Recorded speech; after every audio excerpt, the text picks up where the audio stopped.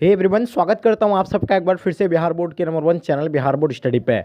जी दोस्तों, यानी आज के क्लास में हम लोग कवर करने वाले हैं पॉलिटिकल साइंस के सब्जेक्टिव क्वेश्चन और उसका आंसर को। आपको बता दें, इसमें सभी हम लोग लगभग 16 जो है क्वेश्चन को कवर कर लेंगे। इसमें सभी सेलेक्टेड क्वेश्चन होगा और आपके एग्जाम में जो डेफिनेटली ये सारे क्वेश्चन पूछे जाएंगे, इसमें से आपको 50% यानी 8 क्वेश्चन आपको देखने को मिलेंगे। इसलिए इस वीडियो को पूरी तरह से आप लास्ट तक जरूर देखिएगा, क्योंकि ये जो सेट हम लोग तैयार किए हैं कई अनुभवी शिक्षकों द्वारा मिल करके इसको तैयार किया गया है, जो आपके एग्जाम 2022 में जो है डेफिनेटली आपको पूछा जाएगा। तो चलेगा, इसको शुरू करते उससे पहले आप लोग से मेरा छोटी सी रिक्वेस्ट रहेगा कि अभी तक अगर आप मेरे चैनल को सब्सक्राइब नहीं किए हैं तो चैनल को सब्सक्राइब कर लेंगे और साथ में अपने दोस्तों में एक बार जम करके शेयर कर देंगे। तो चलेगा, इसको शुरू करते हैं। जैसे कि आपके स्क्रीन पे फर्स्ट क्वेश्चन आ गया कि भारत में नियोजन से आप क्या समझते हैं। पहला क्वेश्चन आपका दिया हुआ है, भारत में नियोजन से आप क्या समझते हैं। इसका आंसर आपका दिया हुआ है कि नियोजन आर्थिक विकास का अर्थ होता है। यानी नियोजन जो है आपका आर्थिक विकास जो होता है, आर्थिक को लेकर के आर्थिक विकास के क्षेत्र में आर्थिक गतिविधियों इस प्रकार से की जाए जिनसे निश्चित अवधि में निश्चित उद्देश्यों की प्राप्ति किया जा सके। यानी निश्चित अवधि में निश्चित उद्देश्यों से प्राप्त किया जा सके तथा जिससे उपलब्ध स्रोतों का अधिक से अधिक यानी उपयोग करके उत्तम परिणाम प्राप्त किया जा सके। इसी को हम लोग क्या बोलेंगे, नियोजन बोलेंगे। और नियोजन से हम यही समझते हैं। ठीक है, तो इसका आंसर आपको कुछ इस तरह लिखना है। अगर इसका आपको लिख लेना है तो इसका स्क्रीनशॉट लेकर के भी आप लिख सकते हैं, या आप इसको रोक करके भी इसका लिख सकते हैं इसका आंसर को। ठीक है, चलिए, अगर इसका आंसर को अगर आपको चाहते हैं कि पीडीएफ हमें प्राप्त हो तो आप निश्चिंत रहिए, आपको लास्ट में बताएंगे कि आपको पीडीएफ कैसे मिलने वाला है। तो चलेगा, इसको दूसरा क्वेश्चन आप देखेंगे जो आपके स्क्रीन पे है। ठीक है, भारत की नई आर्थिक नीतियों की व्याख्या कीजिए। भारत की नई आर्थिक नीतियों की जो व्याख्या कीजिए, इसमें आपको बताना है इन चारों में से आपका भारत की नई आर्थिक नीति की व्याख्या करने बोल रहा है आपको। तो देखिए, इसका आंसर जो है आपको कुछ इस प्रकार का दिया हुआ है। नई आर्थिक नीति का तात्पर्य कि भारतीय अर्थव्यवस्था को संकट से निकालने के लिए 1991 में अपनाई गई नीतियों से नई आर्थिक नीति का उपाय के तहत देश को आर्थिक संकट से निकलने के लिए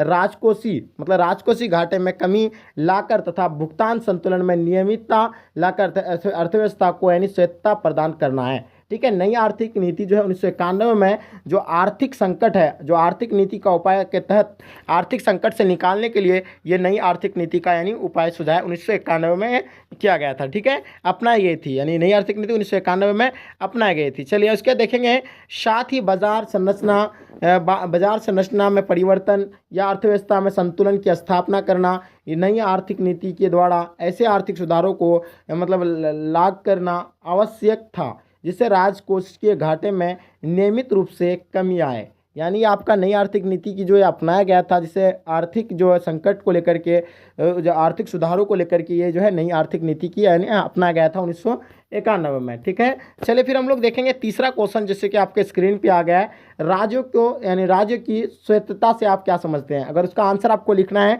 निश्चिंत रहिए, आपको पीडीएफ मिल जाएंगे। बस आप लास्ट तक बने रहे कि आप पीडीएफ कैसे प्राप्त कर सकते हैं। राज्यों की स्वायत्तता से आप क्या समझते हैं। तो देखेंगे, राज्यों की स्वायत्तता का अर्थ है कि राज्यों को अपने क्षेत्र में पूर्ण विकासात्मक कार्यों को अपनी योजना और विचारों के अनुसार स्वतंत्र निर्वाधन के रूप से करें। ठीक है, दरअसल राज्य केंद्र से वे विधायी, प्रशासकीय, वित्तीय और न्यायिक मामलों में स्वायत्तता चाहते हैं और केंद्र और राज्यों में संबंध को यानी सुचारू रूप से चलाने के लिए आवश्यक सहयोग एवं सहमति का आज संविधान में विद्वान है। ठीक है, यानी केंद्र और राज्य संबंधी सुचारू रूप से चलाने के लिए आवश्यक सहयोग एवं सहमति का आज संविधान में विद्वान है। ठीक है, तो ये आपको बता दें कि ये आपका जो है यानी राज्यों की स्वायत्तता से आप क्या समझती है, विकासात्मक कार्यों को लेकर के, ठीक है, अपने विचारों को लेकर के ये आवश्यक सहयोग एवं सहमति का आज संविधान में विद्वान होना चाहिए। लेकिन पिछले कुछ दशकों से केंद्र और राज्यों की शक्ति को लेकर दोनों में टकराव की स्थिति उत्पन्न हो गई है।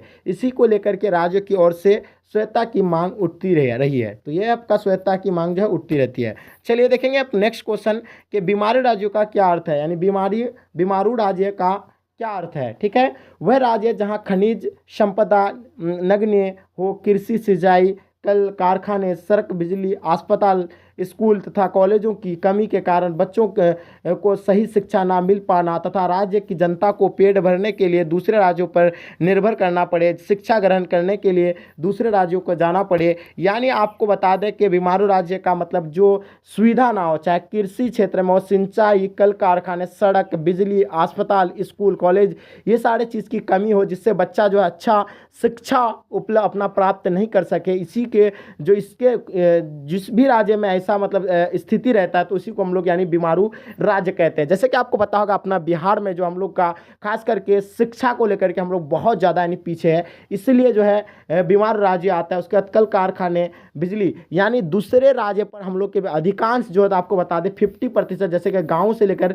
50 से 70 से 75% यानी जो लोग जो है अदर राज्य में जाकर के वहीं जाकर के अपना पालन पोषण के लिए जो है आश्रित रहते हैं अदर राज्य में, वहाँ जाकर के कल कारखानों में, फैक्ट्रियों में काम करके अपना घर में जीवन यापन करते हैं और इसी को हम लोग यानी बीमारू राज्य कहते हैं। जो अपना बिहार जो है बीमारू राज्य के अंतर्गत आता है, क्योंकि हम लोग के यहाँ शिक्षा का, सिंचाई का, कल कारखाना, अस्पताल, स्कूल, कॉलेजों का जो है सुविधा हम लोग के यहाँ बहुत कम है। ठीक है, अगर अच्छा शिक्षा प्राप्त करने पड़ेगा तो सिर्फ पटना में ही जो है अच्छा थोड़ा सा जो है शिक्षा का केंद्र है, बट आप देखिएगा अदर स्टेट अपना मतलब डिस्ट्रिक्ट में जो है पूरी तरह से यानी शिक्षा हम लोग का नहीं हो पा रहा है। ठीक है, हम लोग नहीं कर पा रहे हैं उससे। ठीक है, राज्य में जाना पड़े शिक्षा, जिसके कारण अभिभावकों को अधिक खर्च करना पड़े, इन सारी कमियों के कारण ऐसे राज्यों को बीमारी राज्य कहा जाता है। आई थिंक आपको पूरी तरह से समझ में आ गया होगा कि बीमारी राज्य किसे कहते हैं। ठीक है, जो दूसरे राज्यों में जाना पड़े जिसके कारण अभिभावकों को अधिक खर्चा पड़े, इन सारी कमियों के कारण राज्यों को बीमारू राज्य कहा जाता है। बहुत ही इंपॉर्टेंट क्वेश्चन आपको बता दिए, क्वेश्चन बहुत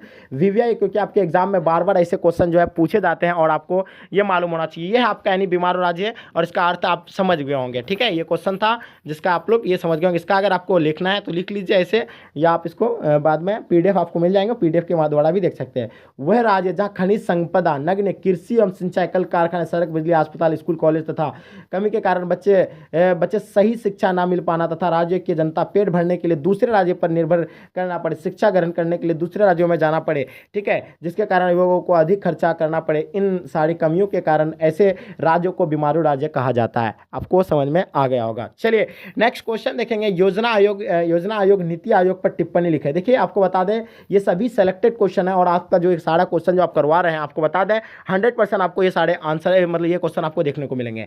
योजना आयोग और नीति आयोग पर टिप्पणी लिखें। आप योजना आयोग को भंग करके नीति आयोग बना दिया गया है तो इस पर हम टिप्पणी लिखेंगे। देखिए योजना आयोग की स्थापना 15 मार्च 1950 को केंद्रीय सरकार द्वारा किया गया था। आयोग का पहले अध्यक्ष प्रधानमंत्री होते हैं। जो आपको पता होगा योजना आयोग का जो अध्यक्ष जो होता है वो प्रधानमंत्री भी होता है और नीति आयोग का भी अब जो है उसको भंग करके नीति जो आयोग बनाया गया उसका भी अध्यक्ष जो है प्रधानमंत्री होता है। इसके दैनिक कार्य संपदा उपाध्यक्ष करता है केंद्रीय वित्त मंत्री, आयोग के पदेन सदस्य होते हैं। इसकी सिफारिश तभी लागू होती है जब केंद्रीय मंत्रिमंडल द्वारा स्वीकार किया जाता है। आयोग के 4 प्रमुख प्रभाग है जिसके माध्यम से आयोग कार्य करता है। पहला भाग है इसका समन्वयन प्रभाग, उसका दूसरा आपका सामान्य प्रभाग, तीसरा आपका विषय प्रभाग, उसका चौथा आपका विशिष्ट प्रभाग। तो देखिए योजना आयोग का जो स्थापना हुआ था 1950 में हुआ था और जिसका अध्यक्ष जो होता है प्रधानमंत्री होता है। ठीक है, जो वर्तमान में प्रधानमंत्री रहता है वो होता है और ये इसको भंग करके जो है 2014 में जो है नीति आयोग की स्थापना किया गया था और इसको भी जो है नीति आयोग बनाया गया था। इसका भी अध्यक्ष जो है प्रधानमंत्री ही होता है जो वर्तमान में होता है। ठीक है, इसमें कुछ भाग होता है जैसे आयोग के 4 प्रमुख भाग होता है जिनका आपको याद रखना चाहिए इन 4 भाग को। ठीक है, अच्छे से इसको नोट कर लीजिए। आपका राष्ट्रीय विकास को सुनिश्चित करना है, विभिन्न विभागों के बीच समन्वय स्थापित करने हेतु बैठक की आयोजित करना आयोग का मूल कार्य है। इसके अतिरिक्त राष्ट्रीय विकास परिषद व राष्ट्रीय आयोग परिषद भी योजना तैयार करने में सहायता करती है। राष्ट्रीय विकास आयोग उसका परिषद राष्ट्रीय आयोग परिषद योजना तैयार करने में सहायता करती है। ये आपका यानी योजना आयोग और नीति आयोग की आपको हम कार्यों की कुछ योजना कराए। चलिए फिर हम लोग देखते हैं 6 नंबर क्वेश्चन। विश्व बैंक के प्रमुख कार्यों का वर्णन करें। विश्व बैंक के प्रमुख कार्यों का वर्णन करें। द्वितीय विश्व युद्ध के बाद नई विश्व व्यवस्था का आगमन हुआ। एक और व्यापक क्षति होने के कारण देशों की हालात दयनीय हो गई थी। दूसरी ओर नए स्वतंत्र राज्यों का उदय हुआ जिनके पास संसाधनों की कमी थी। तो देखिए विश्व बैंक के प्रमुख कार्य का वर्णन यह है कि जब द्वितीय विश्व युद्ध के बाद यानी नई व्यवस्था का आगमन हुआ और एक और व्यापारिक क्षति होने के कारण यानी व्यापार में क्षति हुआ। जैसे अगर वर्ल्ड वार हुआ था, जो सेकेंड वर्ल्ड वार हुआ था, तो उसमें जो व्यापार वगैरह सब चीज़ यानी क्या था, एक दूसरे देश में क्या नहीं हो पा रहा, आयात निर्यात नहीं हो पा रहा था। ठीक है, साथ में जो है व्यापार नहीं हो पा रही थी सही से। तो इसमें जो है बहुत ज़्यादा यानी सभी देश पर यानी कर्ज होने लगा था, कर्ज ऊपर गया था। ठीक है, तो इसमें जो है क्षति होने के कारण हालात दयनीय हो गया था एक दूसरे का। ठीक है, और नए स्वतंत्र राज्यों का जो उदय हुआ जिनके पास संसाधन की कमी थी। ठीक है, संसाधन की कमी थी। इन देशों के पुनरुद्धार के लिए 1965 में विश्व बैंक की स्थापना की गई थी। 1965 में जो है विश्व बैंक की स्थापना किया गया था, जिसका मुख्यालय जो है वाशिंगटन डीसी रहा है। जिसका मुख्यालय कहाँ है? वाशिंगटन, जिसे इसके निम्नलिखित कार्य है: विकासशील देशों को वित्तीय सहायता एवं तथा ऋण देना, इन्हें रचनात्मक एवं कार्यात्मक विकास के लिए तकनीकी सहायता देना, यानी विकासशील देशों के जो है सहायता करना, ऋण देना उसको, ठीक है, रचनात्मक आर्थिक विकास की सहायता करना, अंतर्राष्ट्रीय व्यापार के लिए क्षेत्र में संतुलन बनाए रखना, चौथा पर्यावरण सुरक्षा एवं प्रदूषण नियंत्रण को लागू करना। तो ये था आपका विश्व बैंक के कार्य। आपको समझ में आ गया होगा, जैसे कि द्वितीय विश्व युद्ध के बाद 1965 में जो है विश्व बैंक की स्थापना किया गया था और ये इसका मुख्यालय वाशिंगटन डीसी था, ठीक है। जो भी यानी विकासशील देश था उसको आर्थिक मदद करना चाहिए, ठीक है। प्रत्यक्ष विदेश नीति क्या है? प्रत्यक्ष विदेश निवेश जो है आपका क्या है, यानी जिसको हम लोग एफडीआई बोलते हैं, राइट। एफडीआई, आप लोग बहुत सारे बच्चे एफडीआई को लेकर के क्वेश्चन बोलते हैं, तो इसको हम लोग प्रत्यक्ष विदेश निवेश बोलते हैं, ठीक है। जैसे कि सामान्य शब्दों में किसी एक देश की कंपनी दूसरे देश में किया गया निवेश प्रत्यक्ष विदेश निवेश कहलाता है। यानी कोई बड़ा कंपनी, जैसे बड़ा कंपनी जो किसी एक देश की कंपनी दूसरे देश में जाकर के वो अपना निवेश यानी प्रत्यक्ष विदेश निवेश कहलाता है, ठीक है। जो वहाँ जाकर के खर्च करता है, यहाँ पर जाकर कार्य करता है, तो उसी को हमने एफडीआई कहलाता है।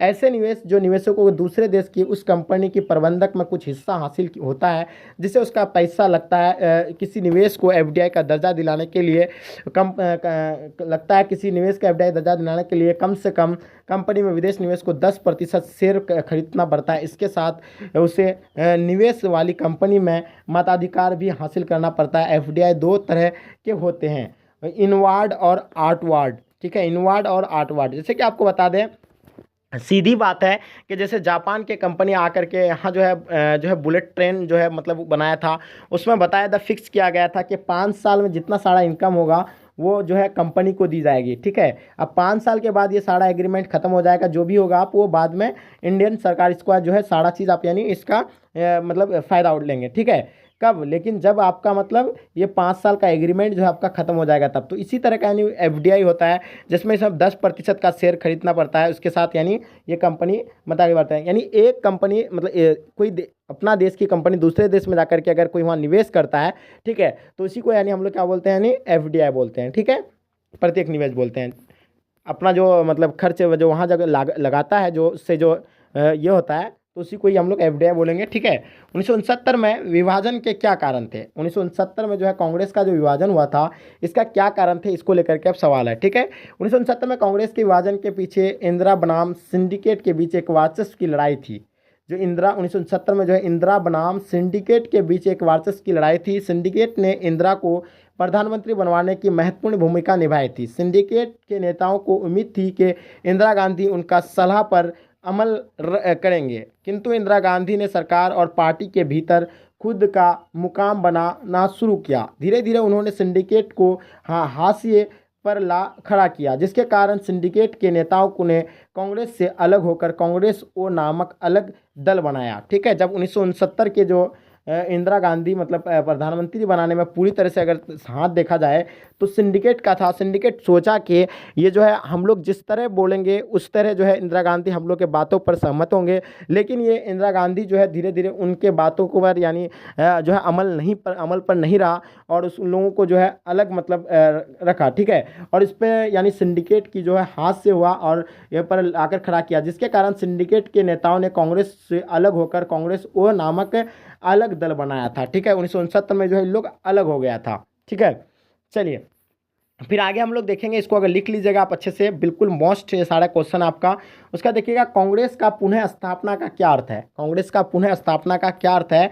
स्वतंत्र प्राप्ति के बाद भारतीय राष्ट्रीय कांग्रेस पार्टी में सत्ता बनी रही। 1964 में पंडित जवाहरलाल नेहरू की निधन के बाद कांग्रेस पार्टी की चमत्कारी व कुशल नेतृत्व का अभाव रहा। यानी कांग्रेस पुनः स्थापित जो हुआ था 1964 में जवाहरलाल नेहरू के निधन के बाद कांग्रेस में पार्टी चमत्कारी कुशल नेतृत्व था। 1967 में चुनाव में केंद्र और कांग्रेस पार्टी की मतलब इंदिरा गांधी सरकार बनी रही, लेकिन राज्यों के विधानसभा चुनाव में कांग्रेस को विरोधी पार्टी ने एकजुट होकर सत्ता में आए और सरकार बनाई, जिसमें उत्तर प्रदेश, मध्य प्रदेश, बिहार, हरियाणा, उड़ीसा कांग्रेस के विरोधी पार्टी की सरकार बनी। ठीक है, लेकिन 1971 के चुनाव में कांग्रेस पार्टी को पुनः विशाल बहुमत मिला। यानी ये जो है 1964, जैसे पंडित जवाहरलाल नेहरू के निधन के बाद जो है सब मतलब क्या हो गया था, अलग हो गया था, कांग्रेस पे उतना ये नहीं था। लेकिन जब 1971 के चुनाव हुई तो इसमें जो है कांग्रेस पुनः फिर विशाल बहुमत मिला और केंद्र में कांग्रेस की मजबूत सरकार बनी। 1972 ईस्वी में जो है विधानसभा चुनाव में राज्यों में कांग्रेस ने पुनः विशाल बहुमत प्राप्त कर सत्ता की। इस प्रकार जो है कांग्रेस अपनी खोई हुई मतलब जनाधार को पुनः प्राप्त कर ली। ठीक है, इसी को कांग्रेस व्यवस्था की पुनः स्थापना या प्रभुत्व कहा गया है। ठीक है, ये पूरे द्वारा 1971 के चुनाव में जो है पूरा बहुमत प्राप्त हुआ था। चलिए बात करते हैं कांग्रेस सिंडिकेट का अर्थ बतलावा है। यानी सिंडिकेट नेहरू के बाद कांग्रेस से उभरा उन शक्तिशाली नेताओं को गुट तथा विभिन्न राज्यों से संबंधित थे जिनका कांग्रेस संगठन पर नियंत्रण था, और इसी को ही सिंडिकेट कहते हैं। ठीक है, जो नेहरू के बाद जो है कांग्रेस के उभरा हुआ उन शक्तिशाली नेताओं का गुट था जहाँ विभिन्न राज्यों से संबंधित थे जो जिनका कांग्रेस संगठन पर नियंत्रित था, तो इसी को ही बोलते हैं कांग्रेस सिंडिकेट। चले देखेंगे उसमें विविधता में एकता से आप क्या समझते हैं। तो विविधता में से एकता का अर्थ होता है कि एक राष्ट्र के अंतर्गत रहन सहन, भाषा, तौर तरीके, वेशभूषा भाषा।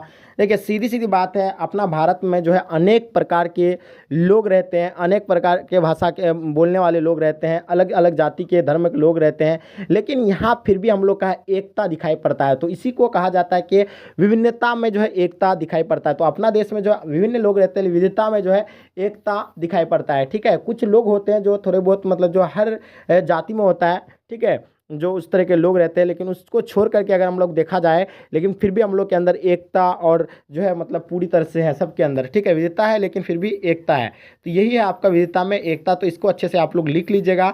चलिए हम लोग 12 नंबर क्वेश्चन देखेंगे, थोड़ा समय को देखते हुए थोड़ा सा जल्दी लिख कर रहे हैं। आर्थिक न्याय क्या है। देखिए आर्थिक न्याय का अर्थ होता है कि नागरिक को धन प्राप्त करने और उसका जीवन में प्रयोग करने के समान अवसर देने से इसमें यह भी निहित है जो व्यक्ति असहाय, वध्यता, बेकार या धन प्राप्त न कर सकता, समाज को उनकी मदद करनी चाहिए। तो इसी को बोलता है आर्थिक न्याय। ठीक है, जो आर्थिक न्याय मतलब होता है जो समाज में कोई अगर है कमज़ोर है तो उसको आर्थिक कुछ अगर मदद कर दे, तो इसी को ही आर्थिक न्याय का ये मतलब आर्थिक न्याय द्वारा किया जाता है। 1991 में जो है इसका लागू किया गया था। समानता का अधिकार क्या है। देखिए समानता का अधिकार लोकतंत्र का आधार स्तंभ होता है। जो लोकतंत्र का आधार स्तंभ जो होता है समानता, ये वैश्विक मानवाधिकार के लक्ष्यों के प्राप्ति की दिशा में एक महत्वपूर्ण प्रवाह है। संयुक्त राष्ट्र के घोषणा पत्र के अनुसार विश्व के सभी लोग को विविधता के समक्ष समान है। भारतीय संविधान द्वारा सभी व्यक्तियों को समानता का अधिकार प्रदान किया है, चाहे कोई भी कास्ट का हो, कोई भी धर्म का हो, कोई भी भाषा बोलने का हो, सभी को जो है समानता का अधिकार जो है अपना संविधान दिया है। ठीक है, यह है आपका समानता का अधिकार। ठीक है, सभी धर्मों को जो है समान अधिकार दिया गया। समानता के अधिकार के अंतर्गत सभी व्यक्तियों को कानून के समक्ष समानता, राज्य के अधीन नौकरियों के समानता, अवसर और सामाजिक समानता प्रदान किए गए। समानता मतलब हर क्षेत्र में उसको समानता दिया गया, चाहे सरकारी हो या मतलब राज्य के अधीन नौकरियां का समान हो या आपका समक्ष हर तरह की उसको जो है पूरी तरह से यानी समानता हो। जो मतलब हिंदू पे लागू होगा वो मुस्लिम पे है, जो मुस्लिम पे लागू होगा वो मुस्लिम पे, यानी सबको यानी जो है सिख, ईसाई, हर सभी धर्मों के लिए जो समानता है अपना भारत में। तो ये जो है कौन यानी संविधान ने जो है ये सारा दर्जा दिया है। जन आंदोलन की कमियों एवं त्रुटियों को संक्षेप में लिखें। जन आंदोलन जो हुई थी उसमें जो है त्रुटि और जो है वो हुई थी उसको यानी संक्षेप में लिखना है। जन जन आंदोलन का लंबवंत की जानने वाली जनता सामाजिक और आर्थिक रूप से वंचित तथा अधिकारी वर्गों से संबंध रखती थी। जन आंदोलन से एक खास वर्ग का प्रभुत्व था, वंचित वर्गों के हितों एवं आवश्यकताओं का आंदोलन द्वारा महत्व नहीं दिया था। तो ये था मतलब आपका कुछ 4 पॉइंट था। चलिए बात करते हैं 1975 के राष्ट्रीय आपातकाल की घोषणा करते हुए सरकार के इस क्या कारण बताइए। 1975 में जो राष्ट्रीय आपातकाल की घोषणा हुई थी तो इसका क्या कारण थे। विपक्षी दलों द्वारा बार बार धरना प्रदर्शन एवं आंदोलन द्वारा विकास कार्यों का विरोध किया जा रहा था। इंदिरा गांधी द्वारा यह बताया गया कि इस षड्यंत्रकारी ताकत है ताकत गैर संवैधानिक साधनों द्वारा उन्हें सत्ता से बेदखल करना चाहती थी। तो इसीलिए 1975 में जो आपातकाल की लागू कर दिया था जो पंजाब में। ठीक है, चलिए जन आंदोलन से आप क्या समझते हैं तो आपको बता ही दिए। जन आंदोलन का अभिप्राय जनता सक्रिय गति द्वारा जिसका उद्देश्य होता है किसी सामाजिक, राजनीतिक या आर्थिक परिवर्तन को सुनिश्चित करना, इसका संचालन किसी घटी या सामाजिक संस्था या स्वतः सेवी संस्था द्वारा किया जाता है। जन आंदोलन के 3 प्रकार होते हैं। एक होता है रूपांतरित रूप, सुधारपूर्ण रूप या आपका क्रांतिकारी रूप। तो इसको अच्छे से आप लोग लिख लीजिएगा। उदाहरण रूप चिपको आंदोलन सूचना अधिकार के लिए चलाया गया आंदोलन था। यह एक जन आंदोलन था जो चिपको आंदोलन हुआ था। ठीक है, चलिए तो ये इसको अच्छे से आप लोग रोक करके लिख सकते हैं। तो ये था आपका यानी जो है 16 नंबर क्वेश्चन हम लोग पूरी तरह से कंप्लीटली कर लिए हैं।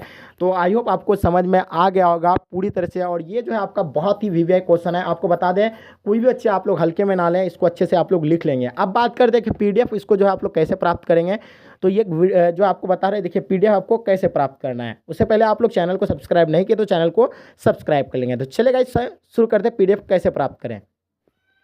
अगर आप 2022 में एग्ज़ाम देने वाले हैं और सब्जेक्टिव को लेकर के आपके माइंड में बहुत ज़्यादा डाउट है, आपका तैयारी बिल्कुल नहीं हुआ है, आप सोचते होंगे कि मेरा सब्जेक्टिव का तैयारी जल्दी कैसे होंगे, तो आप निश्चिंत रहिए। आपके लिए हम लेकर के आए हैं बिल्कुल फ्री ऑफ कॉस्ट में सब्जेक्टिव क्वेश्चन। आपको बिल्कुल चुटकियों में आपको याद कर लेना है। बिल्कुल NCERT बैच पर आपको रहेगा जो आपके फाइनल एग्जाम में 2022 में आने वाला रहेगा।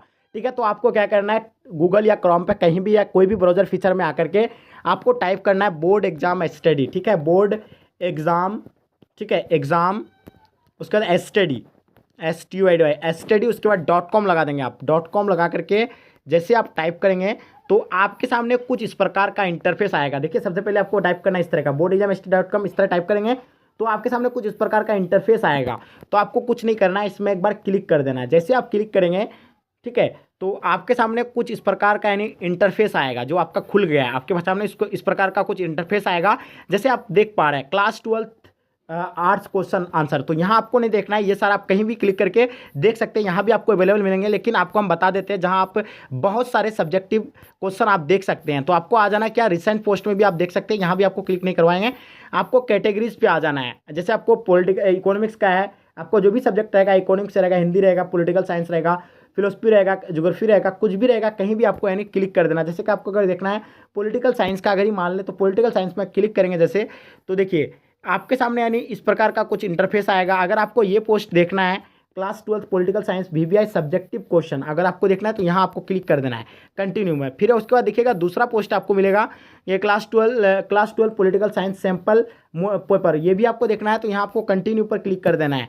कोई भी सब्जेक्ट का आपको देखना है तो डायरेक्ट कंटिन्यू पे अगर हम क्लिक करते हैं तो आपके सामने जो पोस्ट यानी खुल करके रेडी हो जाता है। आप यानी किसी भी पोस्ट में जाकर के उसका आंसर क्वेश्चन को देख सकते हैं, लिख सकते हैं। ठीक है, इससे जो है आपको यानी कम समय में आपका यानी सब्जेक्ट का तैयारी हो जाएगा। बिल्कुल आप निश्चिंत रहिए। हाँ, आप देखिए अब फिर आना, आपको बैक आना है, कोई भी सब्जेक्ट का फिर ले लेना। उसी तरह आप ऊपर वाला ही आपको अगर देख लेना है कि सिंपल पेपर अगर आपको देखना तो सिंपल पेपर में हम लोग क्या कर देते हैं, कंटिन्यू क्लिक कर देते हैं। कंटिन्यू रीडिंग करना है आपको। तो देखिए इस प्रकार का आपका रहेगा, ये ऑब्जेक्टिव टाइप का रहेगा। ठीक है, चलिए अगर आपको सारी सब्जेक्टिव भी देखना है तो बैक आना है आपको फिर। और भी अगर बैक में आपको पॉलिटिकल साइंस हो गया, आपको अगर ज्योग्राफी का देखना है तो ज्योग्राफी में क्लिक कर देना है। इसी प्रकार आपका यानी खुलने लगेगा, जो भी पोस्ट रहेगा आपको देखना है उसी तरह देख लेना है। उसके बाद आप ऊपर में भी अगर आकर देख सकते हैं कि ऊपर में आपको देखना है ये सब सब्जेक्टिव, तो यहाँ भी खुलेंगे तो ये भी खुल जाएंगे आपका। ये भी आपका जो है सब्जेक्टिव हिस्ट्री का ही मिल जाएगा आपको, ये हिस्ट्री का मिलेगा। तो इस तरह आप यानी सब्जेक्टिव का तैयारी कर सकते हैं। तो आपको अगर समझ में आ गया होगा तो अपने दोस्तों में भी आप लोग कृपया शेयर कर देंगे।